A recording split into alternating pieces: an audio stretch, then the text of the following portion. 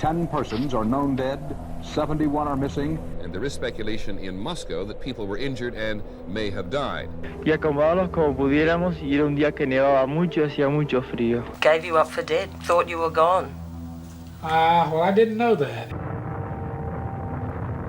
Hello, you demons, and happy Friday.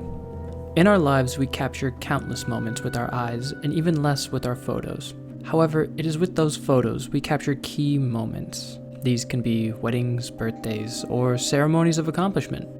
But sometimes these photos can capture the darkest moments that others experienced. I'm here to share with you some of these haunting photos that I have collected. So join me as we look at some of these captured moments and learn of their horrific backgrounds. And if it helps you get through it, number one has a pretty hilarious ending. Earthly decay. The year is 1986, and alarms begin to blare in the cold night sky at about 1:23 a.m. Panicked voices can be heard over the radio while you run to safety. Suddenly, a large explosion echoes through the tunnels. Before you know it, the building around you is crumbling, causing one of the worst nuclear catastrophes in history, and more specifically, Chernobyl's history. One of the atomic reactors at the Chernobyl atomic power plant near the city of Kiev was damaged, and there is speculation in Moscow that people were injured and may have died. The nuclear tragedy affected over 7 million people with various types of radiation exposure and condemned the location till this day. Remnants can still be seen, like abandoned buildings and the Pripyat Ferris wheel. However, one iconic structure, or rather mass, still exists in infamy. This is a photo of what is known as the elephant's foot, a fitting name for this colossal mass of pure radiation. Exposure to this could cause nausea, vomiting, and of course, without saying, death.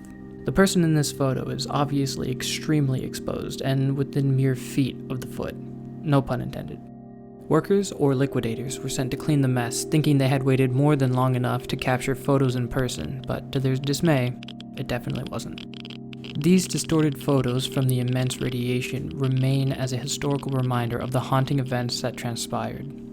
Even before the devastation in Chernobyl, there was another horrendous event, this time inspired by the evil roots of war.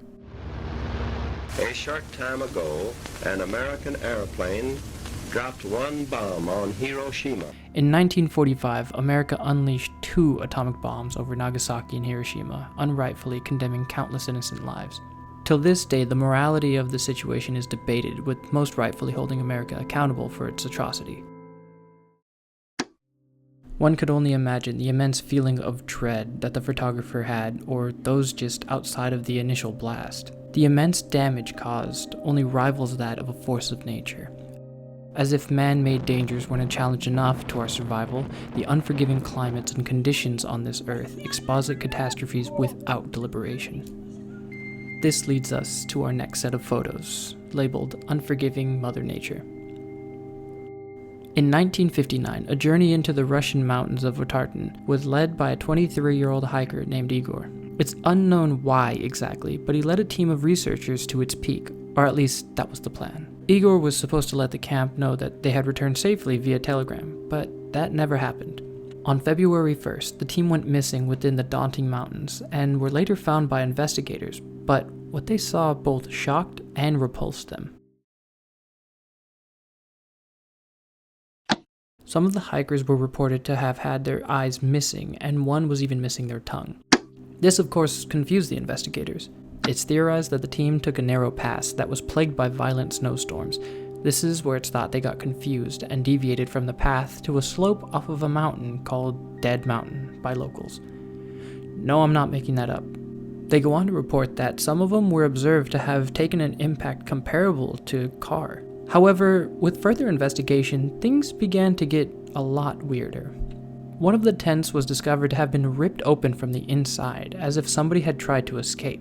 2 of the bodies were even discovered along the forest line in just underwear. However, one of them had a strange gray foam coming from their mouth. The branches above them on the tree also looked as if they were broken off in an attempt to climb up the tree, maybe even to escape something. A separate group, part of the same excursion, was also found with the first group's clothing, as if they had taken them after they had passed. But even weirder, 2 of their clothes were found to be extremely radioactive. Others were even found to have their skulls broken or to have been severely beaten. Some suggested that it simply could have been an avalanche. However, there was no evidence that was found to support that, including a perfectly intact tree line that would have otherwise been mangled. This is just a brief description of the events that transpired on Dyatlov Pass. It's almost like the more evidence that was found, the more questions needed to be answered. However, not all natural disasters are shrouded in mystery. Some are simply nature exercising its brutality. Mount St. Helens is located on the Pacific Ring of Fire. The mountain stands at a daunting 4,400 feet tall and 6 miles across. This colossal volcano stood dormant for over 123 years. That is until 10 persons are known dead, 71 are missing, and one estimate is that it will take more than $150 million just for road and bridge repair.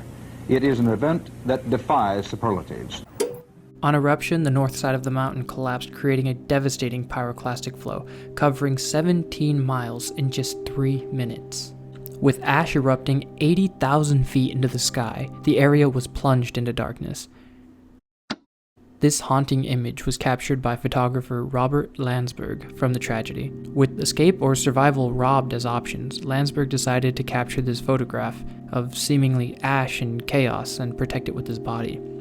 It's reported that ash could even be seen as far as Southern California from this colossal explosion. Although not all is grim from this event. Due to the environmental change this caused, many new additions to the ecosystem were introduced, such as insects, birds, plants, and even 150 new lakes and ponds. The beautiful nature surrounding it is almost enough to distract us from the fact that it's number 2 on the US's Geological Survey's high-risk volcanoes list. But what about those who defy the odds and challenge their grim fates? The ingrained instinct for survival, while powerful, can sometimes have us bargain our morality, sanity, or even bodily necessities. What was supposed to be a normal flight chartered from Uruguay to Chile, Flight 571 would not arrive at its final destination. On October 13, 1972, the pilot would mistakenly try to land the aircraft in the Andes Mountain, thinking they had arrived at their destination. By the time the pilot was able to see out the windshield, it was too late. In an attempt to avoid colliding with the looming mountains, the pilot tried to pull up. The aircraft's wings and tail cone had been ripped off, plummeting them into the unforgiving mountains. Of the 45 passengers, 33 remained after initial crashdown. While many of these were critically injured, the fight for survival was on. Prácticamente ilesos, hubieron dos o tres compañeros que fueron los que nos ayudaron con los heridos. El primer día fue un día agotador realmente, porque tuvimos que sacar los heridos que estaban trancados entre los asientos y entre los fierros, y acomodarlos como pudiéramos, y era un día que nevaba mucho y hacía mucho frío. A giant cross was made on the floor with the luggage remaining, and an SOS symbol was written on the top of the aircraft. However, they weren't once spotted. Noticing this, the other remaining survivors feverishly began to improvise a radio. Days had passed and rations were rapidly depleting. Hopefully this radio would allow them to see into the outside world and what their fate was. And unfortunately, they did. It had been decided that their aircraft was in an inaccessible portion of the mountains, and they would give up the search till spring when the snow thawed. Suddenly, the horrifying reality of rescuing themselves was established, and 2 people from the group decided to scout to the nearest city to search for help while the others hunkered down for survival. As if they had not been required to do enough to survive, the group had to debate the question of what to do about their lack of food. From the survivors' accounts, we learn that after much debate, the decision to resort to cannibalism was made. It's from that a seemingly innocent photo like this becomes horrifying. Just to the right of the seat that the survivors are sitting on, we can barely make out the remains of a human spinal column. Most of those who knew they could not make it consented to being consumed for everyone's survival. Due to all of the survivors being Catholic, this act was condemning oneself to eternal damnation. However, later, they would justify this under the idea of accepting communion. Religious ideals or not, the action of cannibalism is enough for anyone to question the morality of this for survival. After 2.5 months of seemingly being condemned to perish in the mountains, the scouts had returned with a full rescue team. We have film of what very nearly amounts to a real miracle. Survivors of a plane crash in the Chilean Andes. The plane went down 10 weeks ago. The 45 people aboard were given up for dead. They were able to save 14 of the original 45 survivors. It goes without saying that when asked how they survived with such little food, they said flight concessions. However, eventually it was discovered, and luckily the Pope was there to sanction their actions. However, what if these survivors had not faced this challenge together? That's where we hear about incredible survival stories like that of Beck Weathers, who had been deemed dead not once, but twice. Now, most of us wouldn't get corrective eye surgery before trying to take on the challenge of Mount Everest. However, not Beck Weathers. He decided to face this challenge anyways despite having no vision once night fell. While on the climb, the guide noticed this and instructed him to wait on the side of the portion of the trail that he would circle back to. Only, he didn't. While others came and passed Beck, offering to take him back down to the base camp, he refused, still waiting for his guide. After 10 hours, he knew something bad had happened.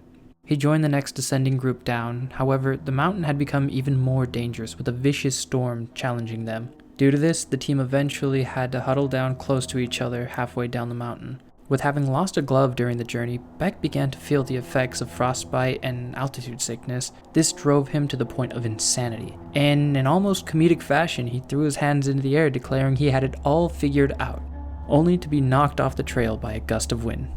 Later in the night, rescue had in fact arrived for the team. However, at first glance, they declared Weathers dead, prioritizing the survival of the group.